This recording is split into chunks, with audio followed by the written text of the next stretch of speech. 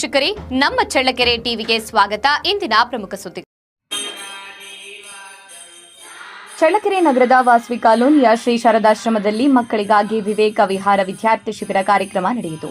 Yathish M Siddapura ಅವರ ನೇತೃತ್ವದಲ್ಲಿ ಮಕ್ಕಳಿಂದ ಓಂಕಾರ, ದಿವ್ಯಾತ್ರೇಯರ ಪ್ರಣಾಮ ಮಂತ್ರ, ಶ್ರೀರಾಮಕೃಷ್ಣರ ನಾಮಸ್ಮರಣೆ, ಸ್ವಾಮಿ ವಿವೇಕಾನಂದರ ಶಕ್ತಿ ಮಂತ್ರ, ಸ್ವದೇಶ ಮಂತ್ರ, ಚೈತನ್ಯದಾಯಕ ನುಡಿಗಳು, ರಾಮನ ನಾಮಾವಳಿ, ಸಾಮಾನ್ಯ ಜ್ಞಾನವನ್ನು ಹೆಚ್ಚಿಸುವ ರಸಪ್ರಶ್ನೆ, ಅಮ್ಮ ಶಾರದಾ ಮಾತೆ ಪಠಣ ನಡೆಯಿತು.